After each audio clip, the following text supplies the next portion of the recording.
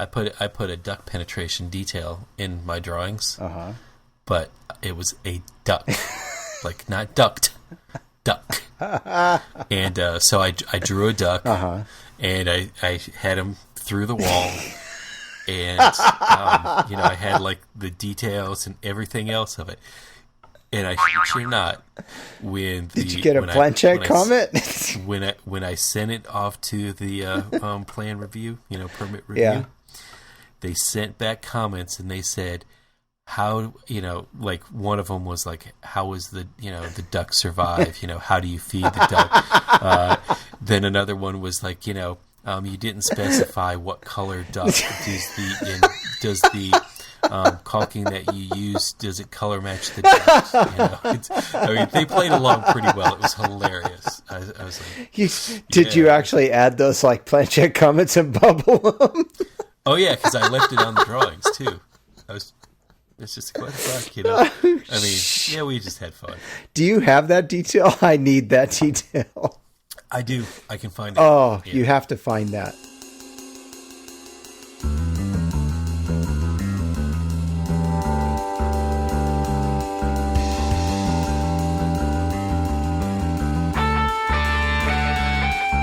Welcome to the Archispeak podcast. I'm Evan Troxel. Each episode, Neil Pan, Cormac Phelan, and I have a casual conversation about all things architecture, and we invite you to listen in as we talk about everything in the profession, both the good and the bad. Maybe you're considering a career in architecture, you're still in school, or you've been around the blocks of Corbusier's City of Tomorrow more times than you'd like to admit. Join us in the studio as we stand around the water cooler and talk about why we love our chosen profession. It's time for some Archispeak.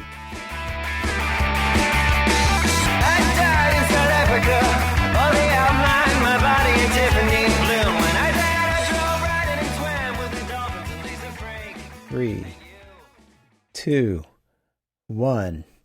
Welcome to our...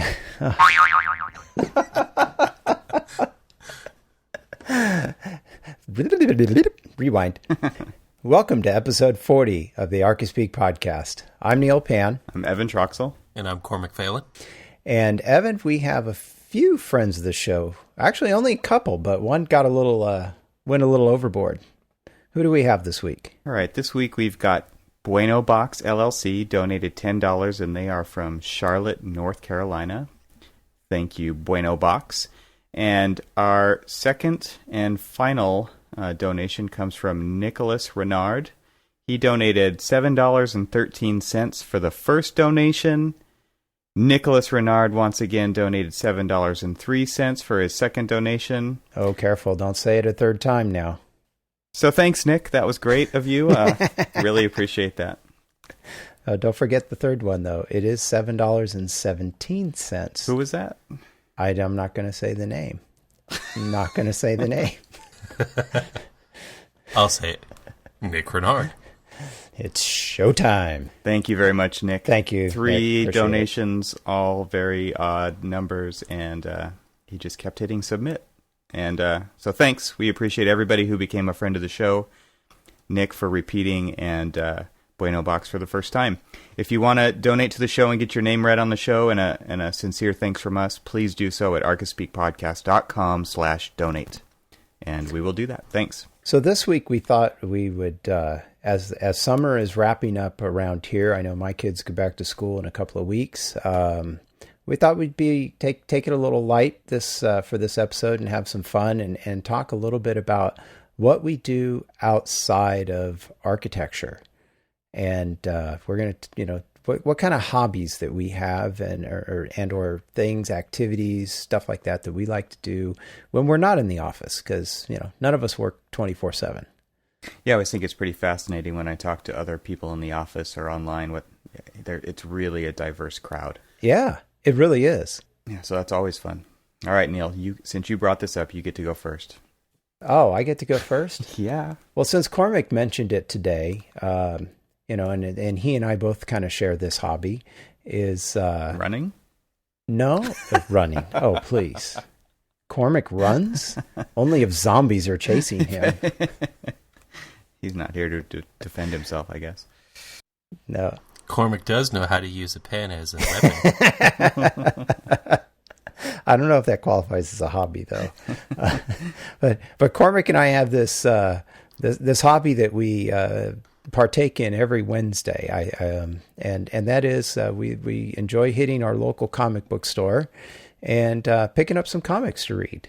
And I know for myself, I've been doing it and reading comics and collecting since I was a little kid. I think one of my grandfathers kind of gave me some old Superman comics or something, and when I was a pretty young kid, and it was just something I enjoyed. I didn't really necessarily enjoy reading, but it got me into reading, and I don't know. I just kind of always have liked it, and to be honest with you, with the Guardians of the Galaxy movie just coming out, it's like the golden age for people that grew up reading comics, because now not only do we get to see these incredible stories that we've been reading for, at least for me, virtually all my life, but now we get to see them on the big screen and done right. The effects are there that we can really enjoy these stories, and hopefully they're good movies. And I mean, this is just magical, because when I was growing up, we kept hearing, oh yeah, they're going to do a Spider-Man movie, or they're going to do this. And then really the technology wasn't there, as we could see by, the Hulk TV show that was on. And I know they did a Spider-Man TV movie or something in the late 70s. It was just horrible stuff. I can't believe you're dissing on Lou Ferrigno. No, I've met Lou Ferrigno. I'm not going to diss on him. Oh, name dropping now. I hear you. But the show, it's they, anyway, I'm not going to get into that, but it's just amazing what they can do nowadays. And they can create these great movies and bring, something that has been a hobby of mine all my life. I mean, I built a section, half of my closet is just to store my comic books. I have that many. Sounds like a fire hazard.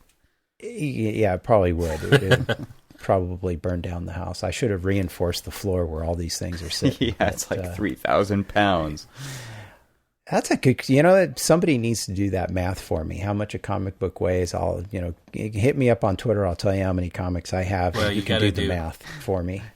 Actually, just make it easier on you. Just, what's the weight of, one 42 long box. Long boxes times dust accumulation of 14 years.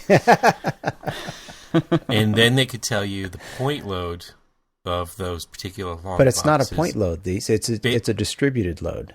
Okay, so take the square footage of the area. Based off of how you stack them. Okay. All right. If you want to go into this now, I don't have long and short boxes. I bought these special boxes. And I cannot remember the name of them now, but they're a special box that is built with a cardboard frame. And then the box slides in and out of the frame. And the reason I have these is because so you can stack them and yet still be able to open the box on the bottom. Because the traditional boxes, right? I mean, the long or short boxes, they have a lid. And as soon as you start stacking boxes on top of them, in order to get to the bottom box, you got to unstack it. I know this was a good idea at the time, Neil, but you haven't opened those boxes and gone back through them, right? You know what? Actually, no, not true. Because as I purchase new comics, I file them. I put them away, and so I'm always going in and filing, comics in the right spots, and they're all in alphabetical order. This is Neil's Library of Congress. That was the thing, Evan. I was going to ask, let's find out how far his insanity goes. Sure, go. Do you have a card catalog system? Do you have the frickin' era do you live system? in, man? These are this is a computer you use age. like Delicious Monster or what? No, I Cool. use a special software called Comic Base, and I've been using it for a number of years.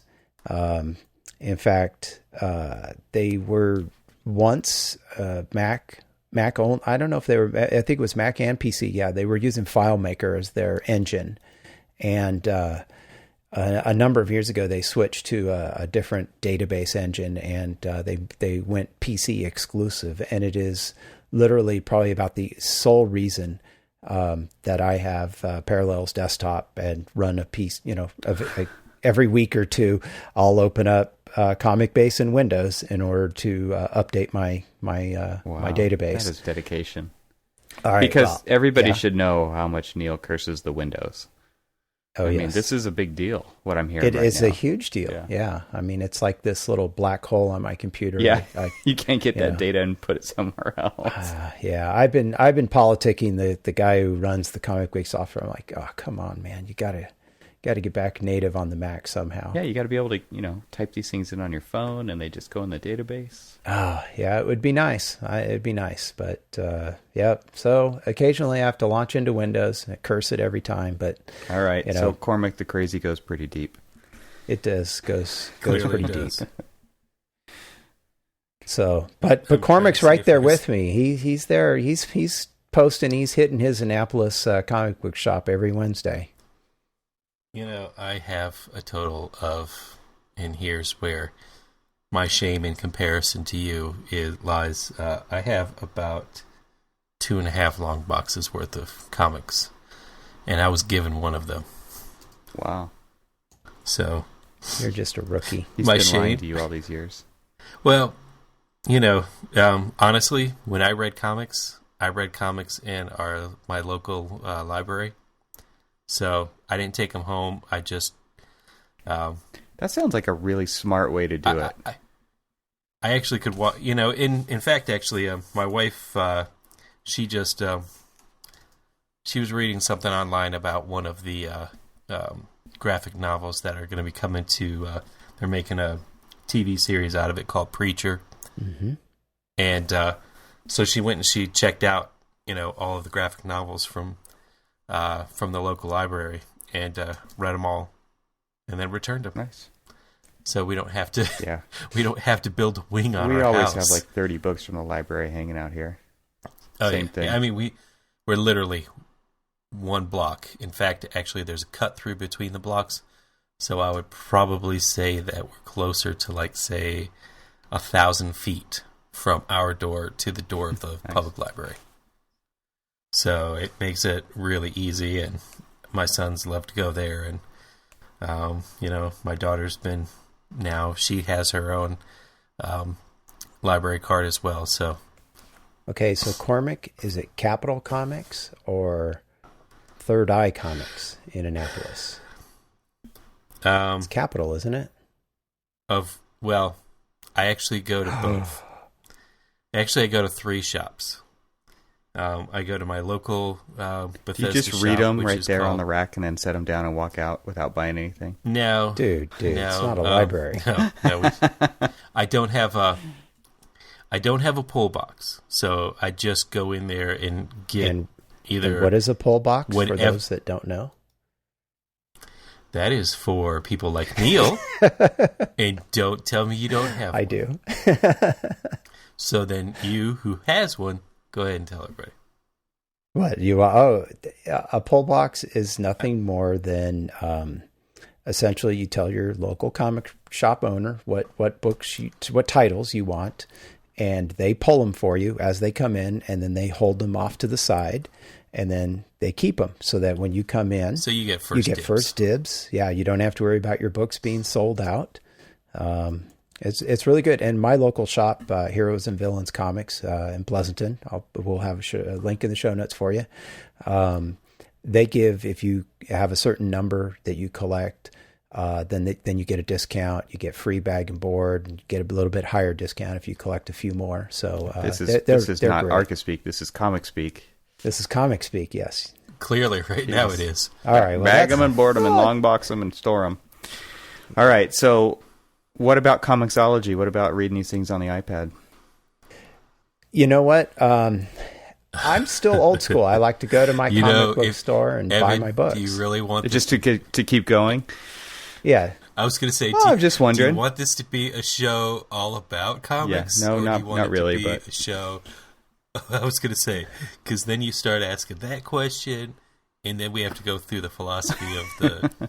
The paper in hand versus... No, we don't have to go that far. But right, another time. I know. Another time. A good After Dark episode there. But I don't typically read my comics on my iPad, But the one cool thing is that, and Marvel does this, and DC really doesn't. Marvel includes a code for a free digital download in many of their books, and there's no extra charge for it. DC has a few extra books, but they charge $1 more to get the digital combo pack, they call it. And so what was cool is recently when I was on vacation, I didn't take any comics with me to read, but because I log in several of the Marvel books that I had purchased that I hadn't yet read, I was able on the Comixology app to just go, okay, yeah, give me, just download these 5-6 books or whatever. And then I could read them while I was on vacation. And then I just deleted them, and I still have the paper copy at home. But, so I mean, that's kind of how I've used Comixology and reading comics on the iPad before. Cool. All right. So that's what he says. I mean, that's like a twofer here. I mean, we've got, Cormac's hobby, my hobby kind of in one. So you got two shots there. Yeah, you just outed Cormac. He wasn't going to say anything about comics. I didn't have to out him. I mean, he's always tweeting that he's at his local comic book shop on Wednesdays. So everybody knows. Hell, actually, so when we were in Chicago on vacation, we were looking to find an ice cream shop because it was hot and everybody was craving ice cream. And we saw a comic book shop. Completely forgot about the ice cream, and the whole family went into the comic book shop. Excellent. So it was a great little comic book shop. Not really that big, but it was one block off of Michigan Avenue in Millennium Park. And I kept calling it Millennial Park. That was last week's episode. Because I had that whole episode still stuck in my head. But it was a good shop. And then when we got back to Detroit, in the area that we were staying at in the suburbs of Detroit, and we went to that shop as well. It seems like we go there, at least 4 times a year that they at least still recognize us. So they're like, hey, you're back in town. And, nice. Thanks for coming by. The thing about these, direct to market shops, which is what they really are, is that, the only way, sure, you're going to have your diehard comic book nerds and stuff like that, but they're going to have things that are related to the movies and stuff. And it's just kind of good to support your local shops, regardless of what they are, biking, whatever. It's always good. And none of these, rarely if ever, there's no real chain. It's just a local shop, a local guy. And that's actually one of the reasons why I like them. So yeah, and so I go to Big Planet Comics, Third Eye Comics, which to me, and no offense to the other guys, is hands down the best one because it's twice the shop, and these guys know anything and everything that you could possibly imagine. So I really, really good shops. Nice. All right, I guess I should talk about something. Thanks, Neil. Evan, save us. Evan? Save our listeners. Exactly. Okay, for those that haven't tuned out yet, Hobbies. Bring it back into another hobby that is maybe not quite so nerdy. Kind of put everything on hold, taking my exams the last year, but I would say my biggest hobby has got to be travel and then doing adventure stuff with our kids. Like just figuring out places to go, experiences to have. We'd rather spend money on experiences than things. So we get out. We went to Yellowstone, which we talked about in our vacation episode. But I got a trip coming up with a couple guys from the office. A guy from, David Doucette, who runs Architect Exam Prep, who we have sponsoring some of our stuff on the site. He and I and a couple other guys are going to Zion in October, and we're going to go canyoneering. So getting out, cool. Doing slot canyons, it's pretty amazing. It's pretty phenomenal stuff. I mean, you get to see parts of the world that nobody really gets to see. So I love doing that kind of stuff. So if you Google Zion slot canyoning, you'll get a good idea of what what happens there. It's pretty amazing because I've been to Zion many, many times, and I've only been there canyoneering once, maybe, I don't know, 10 or 12 years ago. And you walk out of a canyon with a harness and ropes and a full wetsuit, and it's 120 degrees outside. And people are like, look at you a little bit funny. They're like, where'd you just come from? And so, you spend 8 hours going through these canyons, and you're jumping off cliffs into 40-degree water and rappelling down 300-foot waterfalls, and you get down to the bottom, and you walk out where everybody else is, and you look a little different than they do. So that's just kind of the latest adventure that I'm getting ready to go on. It's pretty cool stuff. So I don't know, does that work? Make it back, okay? Yeah. They say I did not watch that movie 127 hours, but that's what it is from what I've heard. Yeah. I couldn't watch it. So if by chance if the editing quality goes down on future podcasts, you'll know why, because Evan is either no longer with us. We'll do a tutorial before. Yeah. Make sure we know how to do this first, Evan. we can't lose you, man. Hey, but just do me a favor. Take a sharp knife. I cut it clean off. Don't be the guy who has to sit there with a little small pocket knife and have to gnaw his own arm off. What's funny is, like, we go clean cut. We did some canyoneering here locally a couple weeks ago, and all these guys who I was with, I noticed they all had these pocket knives strapped right to their backpack, like right there, really accessible. And I was like, oh, that's weird. I wonder why they have that. But now that you say it, I wonder if it's probably. And don't forget your video camera. Yeah, get the GoPro going the whole time, right? Yeah, so that's what I like to do. I like to get outside. I sit behind a computer enough. I sit at home enough. I don't want to get out, get some fresh air, get some nature.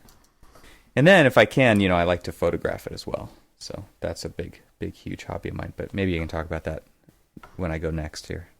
Well, talk about it now, because honestly, that's one of my things as well. But as I sit here and stare at my spherical lens as it sits lonely and starting to collect dust on my desk, because I haven't pulled my cameras out in a long time. I know you and I love taking photos, and I've actually been impressed, honestly, and this sounds sacrilegious to all of the people who are more pro. I mean, I only have a Nikon D300, but I love taking photographs with my iPhone 5. Yeah. I am thoroughly impressed. I mean, you really can't get big, huge, raw images out of it. They don't take up, tens and tens of gigs or megabytes of space per. But I mean, I think you're looking for gigabytes is the right word. Gigabytes? Yeah, gigabytes. Well, no, they say the best camera is the one you got with you. Exactly. And I've got so many shots. We just got off. Literally, I don't know. What is it?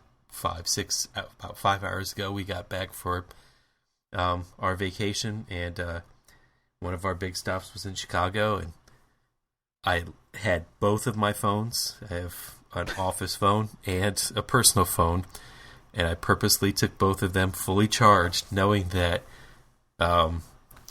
they were both going to be dead by the time I got back. And 7 hours of walking around the city, I think I had 9% on one and 19 on the other, because I was just snapping away shot after shot after shot. Now, not every one of them is going to be, that best one. I remember my first photography class.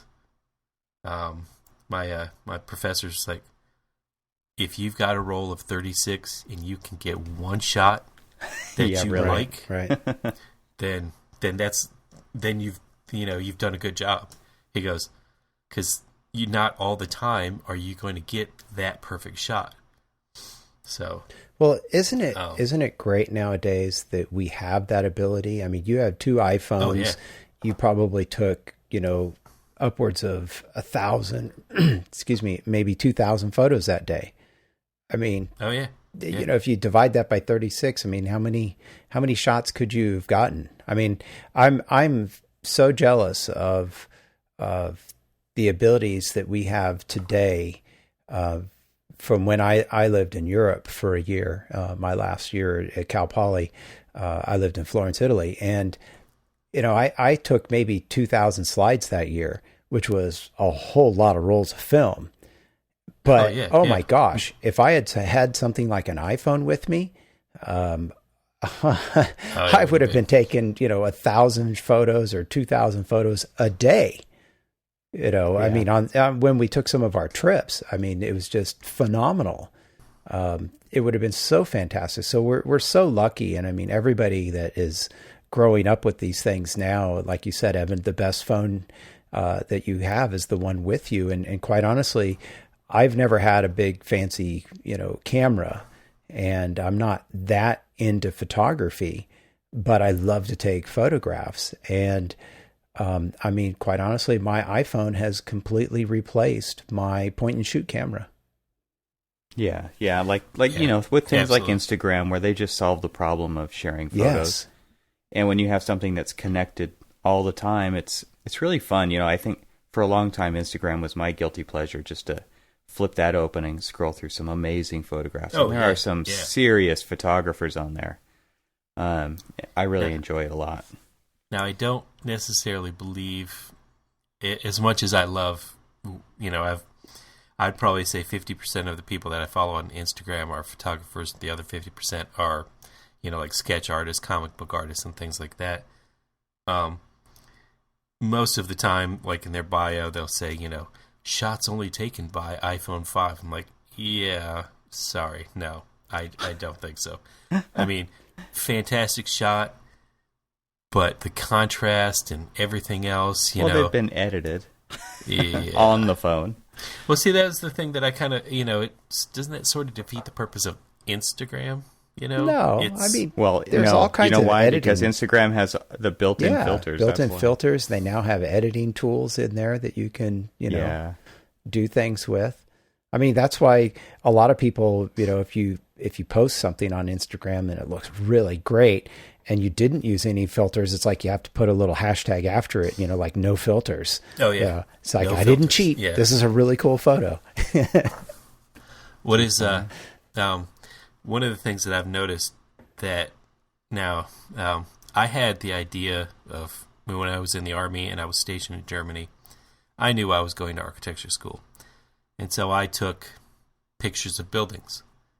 But they weren't they were just pictures of buildings. I would take the skewed shot looking up at a spire or something like that. But they weren't that good. Have you guys noticed, Evan, have you noticed that your maybe not necessarily your technical skills, but your sensibility of framing the shot and all of that other stuff, or at least being able to recognize what's a good shot versus just a shot? I try to really. I have two types of photos that I put up. I put stuff that I really like, and then I put stuff that I'm just kind of sharing, my life. And so I kind of fall into those two categories. But yeah, I kind of only put up what I think are actually really good shots. Right. I feel like, this kind of goes for photography in general. The more shots you take, the better you get. And so that's another thing that these devices have really helped with. And digital photography in general is that you're not afraid to fill up the 36 shots anymore, right? You're going to take thousands of shots and you're going to weed it out. And you might get 5 or 10 great shots out of that 1,000. But those are the ones that you're going to put up and share and let everybody see, and not keep them in a shoebox in the closet either. Right. So, yeah, I mean, the photography thing to me it's been a great artistic kind of way for me to branch out. And we do it all the time when we're working on architecture. We're kind of, working on these models, whether they're physical or digital, and we're spinning them around and we're changing our point of view. And you do start to think like a photographer. I know, like when we decide to do renderings of our projects, we're really thinking about composition and light and mood. Absolutely. And, when I was teaching, I was always talking to my students about creating a mood. When it's finally time to actually do renderings, you don't just render the building. You actually have to create and tell some kind of a story. You want to create some kind of a mood. And I feel like photography really helps develop those skills. And it is really all about the light. That's something that I heard quite a while back. And the more pictures I make, the more I realize that it is all about the light. And so I think you really can get phenomenal photographs with that tiny little lens on the back of your phone if the lighting is great. So, what I'll do too is I'll post a couple links in the show notes to our Instagram accounts, and on my website I've got a pretty good gallery of photos too that I've made. So I'll put that in there as well. Well, obviously you'll see the other hobby of mine, which is sketching on mine. Since go ahead, 9/10 of my Instagram is shots of my sketches.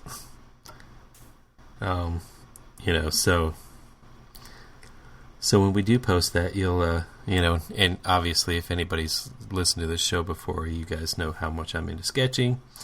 Rarely is it sketching of architectural items. It's more just of crazy, weird, whacked out kind of fun stuff.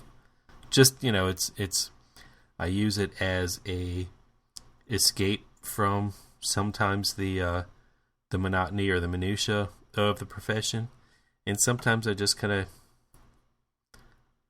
just use them just to kind of have fun. Not to say that architecture is not fun, but sometimes actually I was listening to I've told both my wife and my oldest son, who's been reading all sorts of pretty interesting books, so I knew that he'd be able to handle, understand, and is mature enough to understand a little, or be able to understand and not take to heart some of the gore that's in this particular book. So we go to Chicago on our trip, and Devil in the White City, I kept talking to them about certain things in the book and stuff like that as they're walking. And I told them, well, you guys know that I've got it on audiobook as well. And so the whole trip back, because we went from Chicago back to Detroit to visit a little bit more family members, and then, on back to Maryland. And it's a almost 15-hour audiobook, and we haven't finished it yet, but we were listening to it. And what was interesting is that even the great architects that we learned about, McKim, Burnham, Olmsted, all of these people, Root, all of them in this book, because this is a work of nonfiction, and the way that the author painted a picture is just how tiresome architecture, the profession of architecture, can be. Not that they obviously didn't love it, but it just kind of, it's something that kind of, wears your batteries out, which is kind of what we're talking about this podcast for. You do need to kind of take a break and get away from it every so often.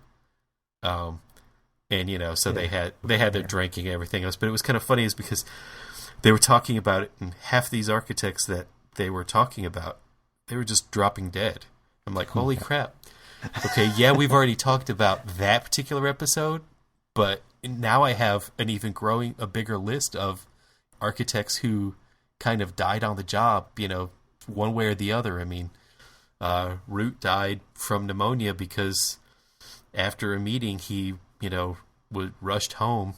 He did later, they found out that he had cancer, but he didn't die of the cancer, he died of pneumonia because, he was rushing to get home after a meeting and didn't wear a jacket in the bitter cold of Chicago and caught pneumonia. So it's just like, see, that's exactly what I'm talking about. Architects don't retire. They just die. So you need a hobby to bring it back to what we're talking about. All right. Yeah, that's a good point. So, Neil, what do you do to recharge your batteries? What hobby do you have? I don't know about recharging my batteries, but another one that I've been doing for the past few years now is I tend to run a lot. From who? Yeah, from Cormac throwing his knives at me, right? No, I've always run a little bit, just kind of stay in shape and stuff like that. But a few years ago, my wife ran some 5Ks, and she was like, come on out, and you should do it too. All right, fine. So I ran a couple of 5Ks, and then I did a 10K, and then I was like, well, you went crazy. Yeah, that's not too bad. Just a little more than 6 miles. So. No, you went crazy. Oh, I went, yeah. Okay, yeah, I run. went a little. Well, no, I didn't. It didn't start out that way, right? I mean, I just thought, well, what's the next challenge? Okay, well, I did a 10K, and I could either run another 10K or run some more 10Ks and try to get faster. But I was like, well, what do you do after a 10K, right? I mean, what's the next distance? Well, that's a half marathon. Wow. I mean, that sounded like insurmountable at the time. And I thought it was back almost 2 years ago this week, actually. I signed up for a training class, and we spent, 8 or 10 or 12 weeks, and we, prepared for a half marathon, and I ran a half marathon, and I thought, wow, that was really great, and then after that, I was like, well, I guess, what's the next thing, right? I was like, well, the next thing's a full marathon, and that sounded just absolutely insane. But I figured, well, yeah, maybe I'll try it. So I did. I signed up, I guess it was a year and a half ago for my first marathon, and prepared for it. And, you put in the time, and you do what you have to do. And I ran it, and it was great. It was like, what's the next mountain to climb? What's the next challenge, I guess. And so I did that. And afterwards, I just kept running because I didn't want to lose it. You build up a lot of momentum and just a lot of running ability. And so I just kept running. And one of the things that helps me kind of keep me on track is I joined the running club that was part of the group that, got me doing this or helped me do my training. But then I also use, going back to the iPhone, the Nike Plus app on that, and another running app from time to time. But I really focus on the Nike Plus running app, and that just keeps track of all of my running, and I guess that it just once you get started, it's hard to stop, and then you kind of get challenged by people people in the running club, and it's like there's always faster people out there. So as soon as you think you're doing pretty good, you're like, yeah, I'm not that good, Yeah. I mean, I have a goal this year to essentially run 100 miles a month and hit 1,200 for the year. And, that'd be a good accomplishment for me. I came close last year, but I had a back injury that took me out for about 5-6 weeks, and I missed that goal last year. But I mean, there's a person in our running club, and she's going for 2,400 miles this year. I mean, 200 a month. So it's like, as soon as I think I'm doing pretty good, there's somebody out there that's just blowing me away. So, but that's a hobby. There's an app I've seen called Strava Yes. that a lot of mountain bikers use, and it I think what it does is it kind of breeds competitiveness between you and your buddies or other people who are doing the same trails that you are. Yeah. It totally does, and yeah. So in fact, I was looking at mine today. I was like, I want to be number one on the list. It's like, damn it. You got to be on the leaderboard. Yeah, I'm on the leaderboard. It's like, I want to be number one, and so it kind of pushes you. But what's good about it is that as much as running as I do, 100 miles a month, it's about 25 miles a week. So, there's a lot of time that you spend doing that, and it's kind of peaceful. Sometimes if I'm out by myself, it's peaceful. You're out running early in the morning, and you can kind of think about, what am I doing? What projects am I working on? What design problems do I have? And, pretty soon it's like, wow, an hour goes by and you've run 8 miles. And so, it's kind of a nice distraction. And quite honestly, since, you do kind of get into that competitiveness and you want to keep, pushing and doing more, it allows you to, or I should say it forces you to do that, because it's like, oh my gosh, well, 25 miles is a lot of miles. I can't run that in one day. So it's like, okay, well, it's Thursday. Oh no, I haven't run it all this week. So it's like, well, in order to hit that 25 miles, I better start doing, 6 or 8 miles a day, to hit that. And what's great about it is that it literally forces me to say, okay, when I get up this morning, I'm just going to be an hour late into the office, or an hour late starting this morning, because I have to do this. Because you can't break the chain, right? It's so easy for us. How many of us every single day, it's like, I really should do this, right? But I got to get into the office. I got to get this done. Yeah, it's the same thing for me studying for my exams. I get up every day, no matter what, because as soon as you don't do it, man, that next day, it's even easier not to do it again. Exactly. So if you're, so that's really what the hobby of running for me is done, is that it keeps me, focused, and, helps me stay in shape a little bit. And then it forces you to take a break. Yeah, I agree. I mean, I get out on my mountain bike and I go up, we have a lot of great trails here. And man, that place out there is my sanctuary. Yeah. That's like clear thinking, fresh air, get your heart working, and it's like a total escape for me. And for me, like, I love the sound of rubber tires on a dirt road or a trail. And as soon as I hear that, it's like I'm just disconnected from the urban suburban setting. It's really soothing to me. And when I don't do it, because there was a few months this past, it's been hot. It's been really hot here in Southern California. And there was a few months where I just wasn't riding because I was studying or whatever. Man, I missed it. And my body has paid for that because I didn't go for a while. So now I'm getting back into it again. And it's like what you're saying. It's like you want to get out there, you want to hit a certain goal, but really, like, it's a total getaway. It's a total release. You can work out your frustrations. There's definitely some mind chatter that's going on while you're out there, but I feel like when my legs are moving, my mind is working. Yeah. And it's really beneficial to me to, like, work things out while I'm by myself on the trail. I think, when I'm training for an actual race, or like last year, after running my second marathon, I was like, what's the next challenge? Well, let me try a triathlon, a sprint triathlon. And I ended up doing 4 of those over the summer last year. And what was interesting about that is you're not just running. You've got to train for 3 different sports, swimming and biking and running. And what was great about it was kind of what we're talking about, is that with that training schedule, you can't get off of that training schedule. If you miss a day of training in one thing or another, it's like, okay, well, how do I, A, make that up? But B, it's like, no, I have to leave the office today and I have to go swim tonight. There's just no option. And I tell you, it's very therapeutic, because it forces you to get out of that office. It forces you to stop thinking about that office stuff. Although, like what I said, sometimes I'm off for a long run, 10 or 12 miles or something, you can start, just kind of think about it a little bit. Like you said, your mind's working, right? But it's also that distraction. You're getting outside, you're getting some fresh air.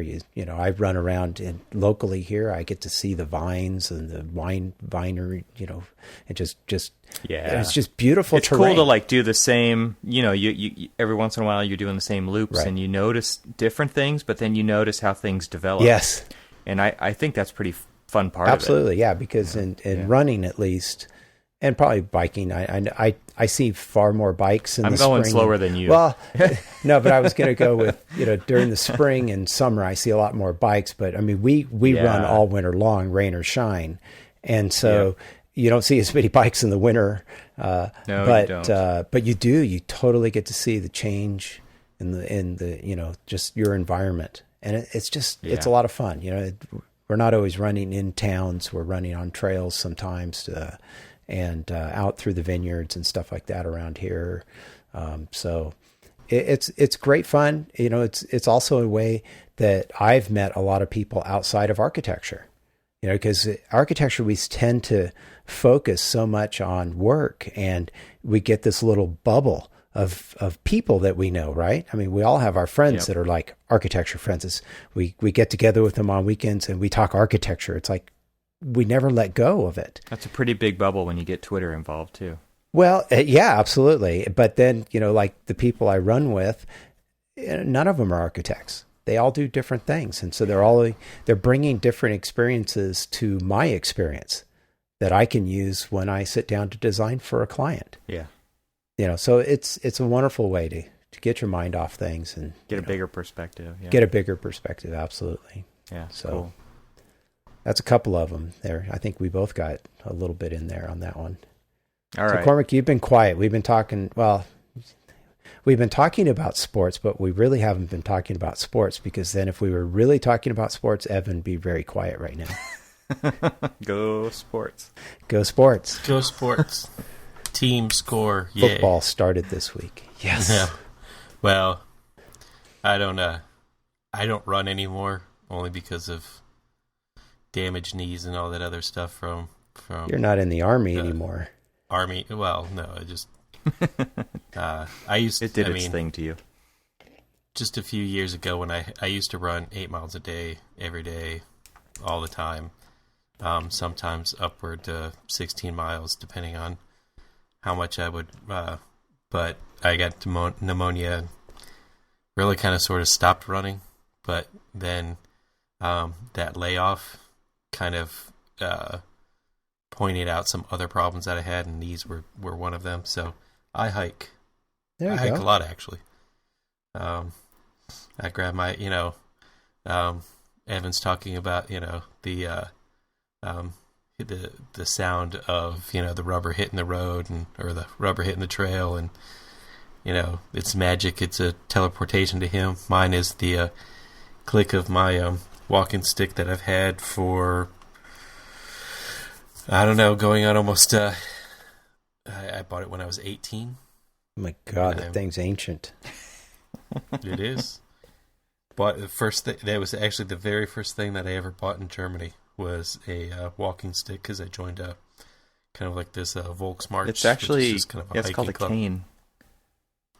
Yeah, no, now it's called a cane. Not yet. No, I however, when I do get to the point of having a walker, it's going to be a nice hand-carved wood. You mean when? Evan, it's what he uses to yell at the kids to get off his lawn. I can see it now. I'm not in Neil's world yet. But we don't have lawns here. We're in the middle of a drought. You had actually, Neil, the way that you had phrased the question to Evan was, what do you do to recharge, or maybe it was vice versa. Yes. Recharge your batteries. And let me ask this, if you guys do what I do, which I do often, and that's I go visit architecture, other people's architecture. I go look at buildings, old buildings, historic buildings, new buildings. I kind of try to, I don't sit and dwell on the worries of my own stuff, and I just detach myself from, being a architectural professional, and just try to put all that stuff behind me and actually just be a person, an experience, as a part of, that experience of what that architect was trying to do, and just go and visit other buildings.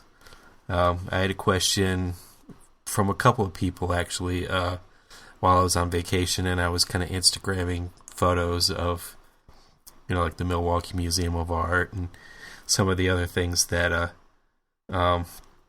I saw in Chicago, and they were like, how can you, how do you do it? How do you go on vacation and go and visit architecture with your kids?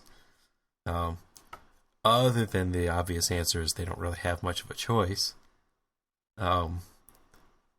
Really, what we do is we try to integrate the fun that I have of going to see some of these buildings with trying to find out some fun things that we can do with them while we're there, and then make it up to them and go do something else and have fun with them.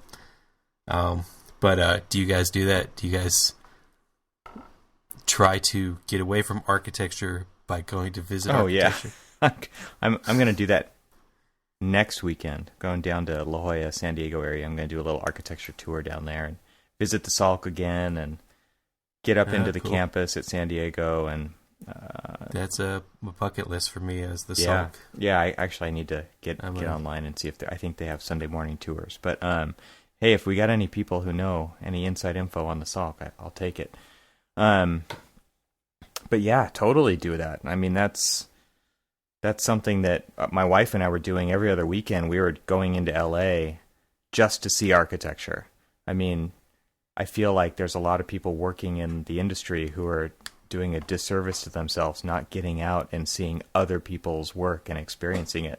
Absolutely. That's a huge part of, and I'm so glad to hear you say that, because I wish more people did that and get out of their element. We all get stuck kind of designing things with the details we already know, and I feel like that's a real way to just up your game and see how other people did things, whether they're better or worse or just different. I feel like that's a huge, huge deal to just get that other perspective on architecture.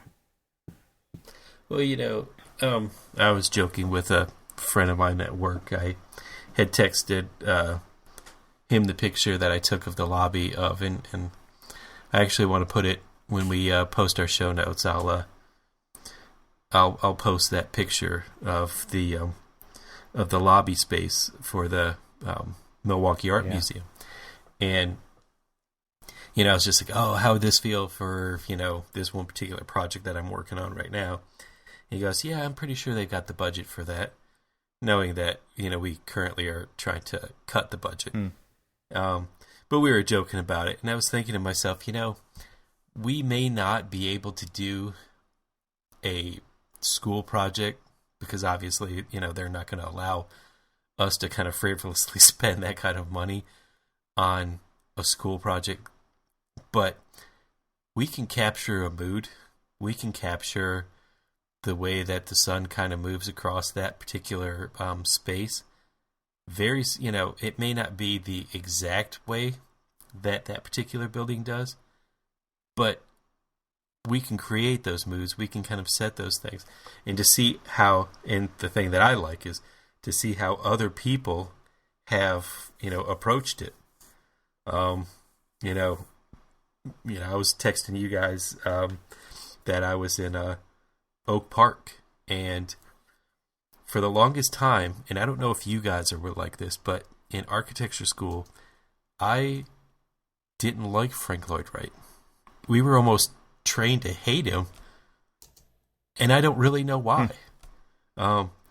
Because I guess it's the older I get, the more I see his work, the more I experience things. I have got a huge appreciation for everything that he's done. In just one block in Oak Park, there are so many different styles of Wright in such a short span of space. He's done these gabled roofs that are so adorned with ornamentation, because you can tell that this was one of his first buildings that actually wasn't his first. It was a building or a house that he did while he was still employed by Louis Sullivan, to then when he was on his own, to then his own house and the experimentation that he did on his own house with different styles and ornamentation or lack thereof, or this or that or the other. And this guy was always learning. He was always visiting other places and looking at how they did it. And so, as you said, Evan, architects who don't go and visit other architects' work and just kind of experience the place and gain either a respect, or maybe you don't like it, and maybe the reason why you don't like it are some of the things that you will promise yourself you'll never do, but you've learned from that building. And so I do that often. Yep, that's an awesome one. And that's one that, like I said, we drag our kids to it often. Just an example, my oldest son, when he was I don't know, third grade or something like that, they in our class he was learning about I'm forgetting his Alexander Calder. And they were learning about the artwork of Alexander Calder, and there's one of his big mobiles is in the National Gallery of Art in DC. So I took my son to go see it rather than just looking at it in a book.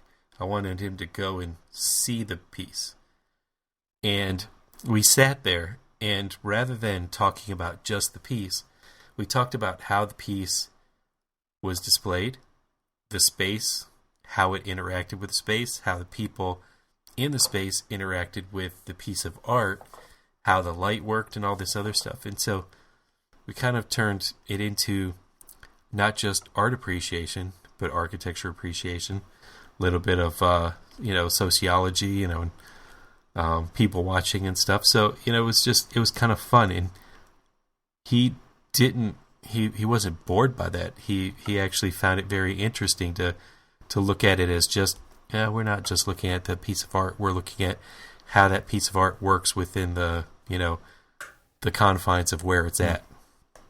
Yeah, very cool. Boring. Well, it's all part of, the different hobbies, right? The different things we do outside of architecture. Yeah, I mean, that's part of that, creating those experiences. I mean, learning in a different way outside of the book. Well, what was interesting about it is because, we've had those early experiences in things that we were talking about as we were walking around Oak Park. My other two kids were kind of hanging back with their mom, and I was walking with my oldest, and the questions that he was asking me about the buildings, about the material, about the design, when do you think he did this, and all of these other things. I mean, it was just amazing the questions that he was asking, which clearly indicated to me that he wasn't bored. He was just, that he was actually engaged and interested in this stuff, and it was purely by accident that he's, I'm not going to say that he's interested in architecture, but he's at least, we make it where, outings like that are fun. Yeah. Well, you better start getting him watching lawyer shows or doctor shows, because you don't want him to be an architect, do you? Oh, he doesn't want to be an architect. Right. That's good. I feel better now. He wants to be something more profitable, a writer. A writer? Oh, no. Oh, that's a whole nother show. Oh, yeah. What there are rich people in every industry. Yes, there are. That's true. And he did proclaim that he wants to be the next Stephen King. Oh, that's cool. It's good to have goals. Yeah, there you go. All right. Any more, or are we done? I got one more. Okay. Which is music. I don't know how many of our listeners know, but the music at the end of the show is from a band that I was in. That's why we get such a good deal on it. Music at the top of the show, too. That's right. That's true. So, yeah, music is kind of, again, one of those other alternative creative outlets. And I feel like, I'm sure that we probably have listeners who are also musicians. And I work with a few guys who are always noodling on the guitar, piano, or whatever. And I just feel like it's one of those things that is a lot like designing, except you're doing it in a completely different way. Especially if you're in a band and you're working with other people, it's a lot like working with other architects. Yes, it's just as hard to actually decide what you're going to do, and you fight about stuff, and you have to defend things, and it's funny how similar it is, but at the same time, it's a completely different outcome, and it's really rewarding. I feel like when you, because obviously the quote unquote product is so much different, right? It's a 3 to 5 minute song versus a multi-year long building project. But a lot of those songs can take that long to actually create. And they are really hard work. And then once you kind of figure out how the song's going to work, and then you go into recording and things change, and then you mix it, and then you master it, and you put it on a back in when we did it, they went on to CDs and then digital. And so it's kind of cool to hear your stuff played on the radio, to make it public. Kind of like when a building gets built, it's public.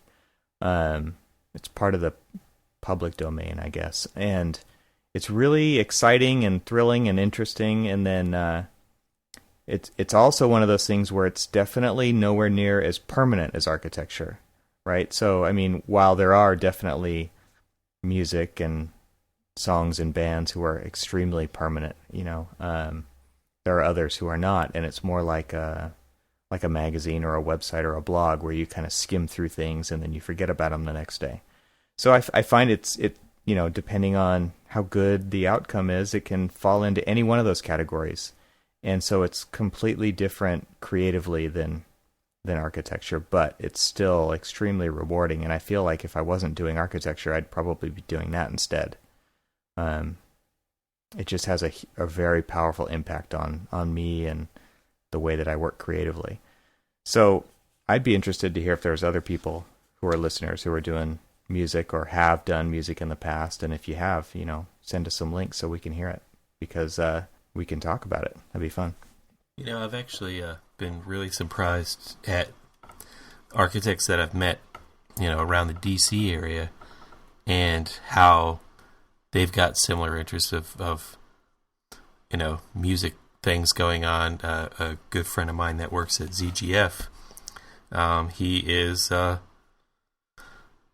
he's in a band, and it's just like, wow, it's how many, there are several people in our office that they're musicians, they teach guitar and stuff like that, and are just, they just do a lot of a lot with music. And I think that you're right, it kind of helps with their creative process, because as much as a lot of people think that music's more free flowing, no, music's got rules and stuff just as much. And there's there's systems to it, and you got to learn how to build on top of everything. And if it's not the way that you were just talking about your music, it sounded like you could have come into that conversation and you could have been talking about architecture, because it's the same thing. It's funny because if I ever have a brain dead moment and I want to go just sit down in front of Netflix, I usually go through the documentary section, and I'm either going to watch an architectural documentary or a music documentary. Yeah. There's so many good flicks on there about a band or about I watched this one the other night called 20 Feet from Stardom. I think that's what it was called, about backup singers. And it's amazing. I mean, it's a really well done documentary. It's got the Rolling Stones, and it's got the Police, and it's got Stevie Wonder, and it's got all these, famous background singers you've never heard of, right? And it's a lot like architecture, where there's people who work on our projects, me included, where it's like somebody else. I went to a ribbon cutting ceremony for one of the projects that I had designed, and not once did they mention the architect, right? Not once. And that's what it was like with watching this with the background singers. It was the same, very similar situation, where it's like they really made that record. They made it what it was at that time, and they are not the ones who are credited for it. But I thought that was kind of a funny parallel. I want to have that conversation later on, but I was just having that exact conversation with some school board, some people who work for the school board that are in the Department of Construction. And we're getting ready to do the dedication for this building that I've been working on for the past 5 years. And, I'm like, well, I'll just stand in the back like I always do, and you guys go through and pat everybody on the back, and you'll thank all of the people that you need to thank, and never once will we ever be mentioned. Yeah. We'll walk through the building anonymously, knowing that this was just as much our hard labor as it was your money. Yep. But, so anyway, we'll see. Yeah, that's a good one. Different time. All right. Well, now everybody knows us a little bit better. Yes, maybe a little too much. A little too much. Well, and Evan and I will later on, you and I will talk about our love of rebuilding old cars. Yes. Oh, yeah, we didn't even. Yeah, there's I too never many. rebuilt one, but I had an old car. Oh, I have too many hobbies. Yeah. Well, we want to know what your hobbies are. Yeah. Our listeners' hobbies. So, go to our website and let us know. Put some comments up there. That's right. All right. So we ready to wrap it up, guys? Let's wrap it. We are. All right. Everybody remember to stay subscribed, and thanks for listening. All right. See you next time. See ya. Cormac, you going to say goodbye? Cormac forgot to say goodbye. Yes, forgot to say goodbye. Goodbye.